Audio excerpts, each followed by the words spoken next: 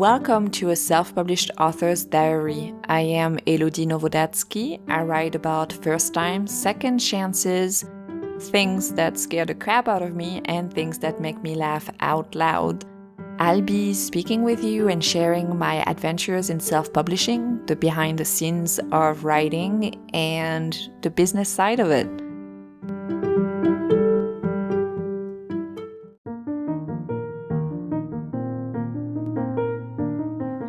And before we get started today, a small message from our sponsor, Anchor.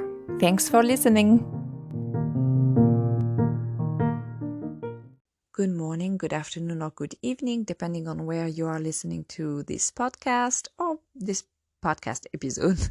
Today, as I'm recording this, it is Thursday, October 21st, and in my current time zone, it is 7 p.m. So much later than I usually record my podcast. I usually record it in the mornings, and so right now it's not the morning, it's 7 p.m. I am on holidays this week, and I will be on holidays next week as well. So next week, there will be no brand new episode. I might put an older episode up, but there will be no brand new episode next week. This week, I am just going to give you a very quick update of where I'm standing in my current revision and in my current business plan that I'm working on. And I will share with you the first few minutes of the audiobook See Me, See Me Not, which is a YA thriller narrated by Megan Carter. And again, if you would like to know more about Megan, I have 2 interviews with her. I have one which is totally focused on her as an audiobook narrator. And I have another one where we focus more on her as a writer and how her theater background and her theater work and her work as an audiobook narrator may sometimes influence her writing, and I find it fascinating. So if you want to listen to those episodes, they're a few episodes back. Just look for Megan Carter and then you will find them. So when it comes to work this week, I haven't done a whole lot. I am still working, as I mentioned, I'm on holidays and I don't have anything coming up. Like I don't have anything, when I mean I don't have anything coming up, I have a lot of things coming up, but I don't have anything coming up in the next few days. And I don't have any set deadlines that are in the next few days. So the only things right now that I really have to focus on and work on are on the business side of things, the French translation of The Leftover Bride, because my translator has finished the translation and I have to finish going through it, pay her the last milestone, and then set up the next step of that particular project. I have not done any ads for it. I have, but I haven't done any recent ads for it, I should have said. And that's not something I'm going to work on right now. Like this week, I will definitely not be working on more ads. I might next week if I have a little bit of time, but this is again not anything that I have a set urgency on, and I kind of managed to have this time without having any deadlines looming over my head. And so what I've been doing during this time also is, like, in addition to enjoying my holidays, is also like I've been taking walks, and I've been walking outside. I've been tasting different foods. I've been just soaking in also the quiet in a way, even though I've been very, very busy. I've been very busy in the past week, but it's nice to not always be on the go when it comes to my work right now. It's, breaks are needed in terms of writing, even though I do get the urge of writing when I take breaks. But it's nice to also just be enjoying this time, not writing. As I'm saying that, I'm going to have the feeling of like, oh, but I really should be writing. And I will when I have the time right now. And I will enjoy this moment of writing in a different mindset, I think. We'll see. I'll let you know. I'm excited to go back to all my projects. This is something that I'm very much looking forward to. I am excited to go back to Swans Cove, and I'm excited to get back to Gavard City. But yeah, right now it's just basically me on holidays, talking to you. This is what's happening in my self-published life right now. Not scheduling any writing time per se. This week, that was not the priority. So, yeah. So as I've mentioned, and I've mentioned last week, here's a little preview of the audiobook Simi Simi Not, narrated by Megan Carter. Chapter 1. Melly. The circle protects you from evil. The circle's book of truth. Rule 9. Evil doesn't sleep, doesn't rest, doesn't forget. Jeremiah uses his soothing voice despite the threatening reminder that evil surrounds us, ready to pound on us and test us. The book of truth, the only book I'm allowed to read, reminds us that the circle will be there for us. The circle is made of love and understanding. The circle waits for us. We will join them as soon as Master Abram believes us to be ready. We will be cared for and saved. Jeremiah is much taller than me and not as skinny, but he's almost graceful as he slides next to me, so close that our shoulders touch. Evil doesn't sleep, doesn't rest, doesn't forget, he says again, and I know what the next step is. I repeat after him. Evil doesn't sleep, doesn't rest, doesn't forget. We use these words as a mantra, as a lullaby, as a good night prayer. Master Abram talked to me.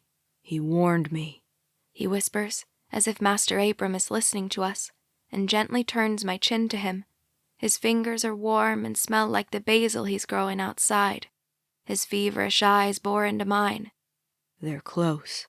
You know what you need to do. I nod and we stand. Jeremiah's eyes dart from the small table standing in the middle of our only room to the door, like he's expecting people to march through and tear us apart. Or maybe he's worried Master Abram will storm in and shout at us like he often does. Last time he yelled at Jeremiah for bringing me an old copy of Anne of Green Gables. I'd confessed to him it used to be my favorite book before being saved. Master Abram saw the book and slammed it on my face until my nose bled, forcing Jeremiah to watch. Evil knows. His hand touches my cheek quickly. A brief touch. My heart pounds. He's right. Evil knows. He pulls me closer to him.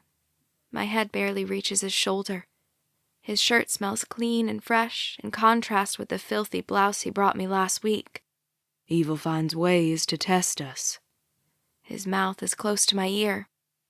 He moves the old reddish carpet to the side and pulls the latch in the wooden floor right by the small table, revealing the place I've called home for several months.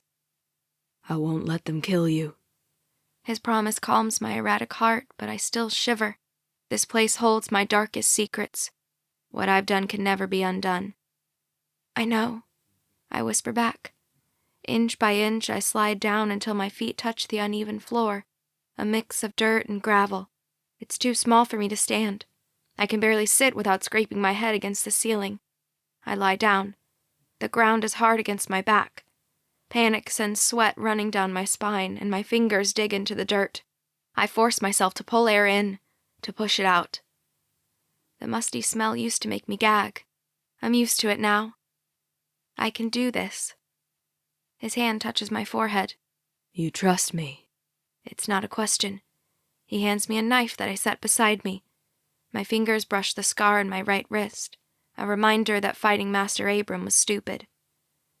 Jeremiah saved me from the world, from Master Abram, and from myself. The first days and my fear of him are long gone. What about her? I croak. My mind fills with images of my sister dying. She needs to be saved too, before it's too late, like it is for my parents.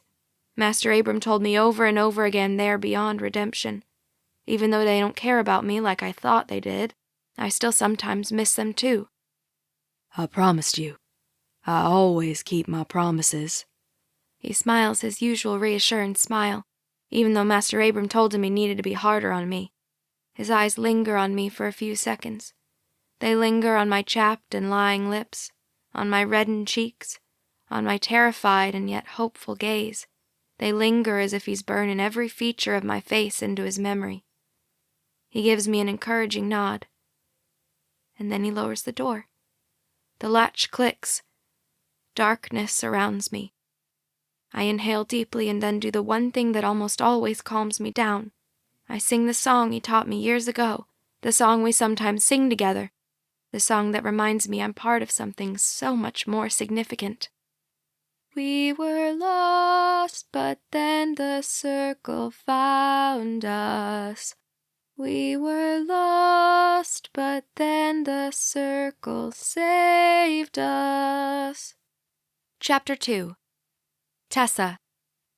My sister Melanie disappeared 6 years, 2 weeks, and 3 days ago. Last week was her 19th birthday, and our mobile home is still decorated with purple and pink balloons. Mom had gotten carrot cake at the store, and we sang happy birthday to an empty chair. Mom hasn't given up hope that we're going to find her alive. Her hope propels her forward. Every breath she takes is for Melanie. That's what she told Dad right before he left 3 years ago. You need to get help, Dad replied, then hugged me tightly, whispering in my ear, You can come with me. I can't, I whispered back, tears tracking down my face. Dad cleared his throat several times as if he was fighting to keep control of his own emotions. I'll always remember the look on his face, stricken and resigned. Mom pops her head into my tiny bedroom. Tessa, I'm going to work. Her voice has the raspy tone of too many cigarettes. She quit 10 times in the past 6 years. I've never smoked. It would be bad for my vocal cords, and I need them to perform as well as possible. How late are you working today? I ask. Her shifts change often.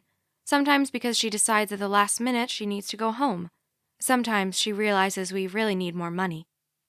I'm scheduled until 2, but I'm going to try to grab a late evening shift. She runs her fingers through her ponytail. Her hair, red like mine, is curly and still a bit wet from her shower. The circles under her light brown, sometimes almost green eyes seem deeper than yesterday. She probably spent another night talking to Miss Irma, the psychic of the stars and overall scam artist. The dark blue jeans that used to hug her curves hang on her. Her green shirt is wrinkled, but no one will see it under her uniform. The grocery store is the only job she's managed to keep, and only because they're flexible with her hours. Her eyes dart to the other side of the room, but they don't linger. If she gets lost in looking at Mellie's pictures, she'll never get to work. I'll grab breakfast on my way out. She doesn't ask what I'll eat. She doesn't ask me about my important rehearsal today. She doesn't ask me anything.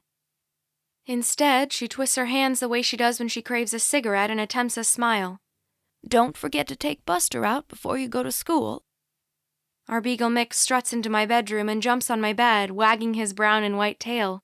His full name is Buster Pippa of Gavert City, but I don't use his full name often, and I haven't used his second name in a very long time. Pippa Pippa is a star-fingered frog. One afternoon, Dad and I were watching TV when a documentary on amphibians came on. Buster was mesmerized by the frogs on screen, and when that particular frog came on, he wagged his tail and barked his happy bark, like he was trying to talk to the frog. Dad and I laughed and laughed and laughed. I haven't laughed like that in so long, and I haven't called him Pippa in forever. The last time was around the time when Mom forgot she had locked him in my bedroom and he had a little accident on my clothes.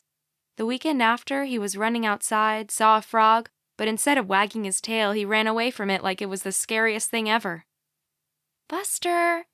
I whisper with a smile and bring him closer to me for a cuddle, but he has other ideas and tries to slobber all over my face. I giggle at the way he tilts his head to the side when I push him away. It's his, I don't understand, I'm so cute, tilt. Look! I turn, knowing Buster can get a smile out of her, but she's already gone. I should be used to it. But like her, I'm a sucker for hope. Buster stretches and I rub his belly before standing and crossing the 3 steps to the other side of my room. Our mobile home is so much smaller than our old house. Dad chips in as much as he can, but psychics and charlatans are expensive. I inhale deeply, get a pair of boyfriend jeans and a black tank top from the small, overcrowded closet that holds both mine and Melanie's clothes. Her old ones and the few outfits Mom buys for her every year, in case she comes back. The room smells like her too. Her bubblegum perfume. Mom keeps a supply of it in the bathroom closet and sprays it on Melanie's pillow every day. Like every morning, I plop myself on her bed. Buster jumps next to me and lays his head on my lap. His big brown eyes are full of sorrows. Do they mimic mine? I run my hand over the bright purple comforter Melanie convinced my parents she had to have. Luke and I studied until late at the library last night. I imagine Melly smiling, teasing me about him being my first kiss ever. Luke's starting work at the Flying Pig tomorrow. I have to train him, show him how everything works. That means spending even more time with him. My eyes find the pictures from that summer on her wall. Luke and I grin at each other. It was his first summer at his uncle's and we became fast friends. We were 10 years old and we were always thinking about ways to annoy our sisters. That day we were about to put a frog in his sister's shirt. When he left without saying goodbye, I cried for hours. He had promised to send letters and I never got any. I sent 3 to the address I had, but they all came back. Almost 7 years later, he's back in Gavert City. Back in my life. Back in my heart. In the next picture, Melly's smile is bright and she has her arm around me. Both of our shirts are pink with the words "Sisters Forever." My throat tightens, but I keep on talking. I wonder if we'll ever be more than friends, or even true friends again. We both hold back. When we were 10, he wanted to be a magician. Now he wants to be a social worker, but when I asked him why, he closed up. As always, I stare at another picture of Melly, singing with a concentrated frown on her face. "I miss you," I whisper. My heart squeezes and I blink rapidly. I stand and roll my head from one side to the other, calming down. I always miss Melly, but sometimes it's like that wave you don't expect when you're in the ocean. It rolls around you and brings you down, making it impossible to breathe. Simi Simi Not, narrated by Megan Carter. It's available right now for sale on Audible, and you can also do a free trial if you'd like, and iTunes and Amazon. Thank you as always so much for listening. And if you are a writer, happy writing, and to everyone, happy reading.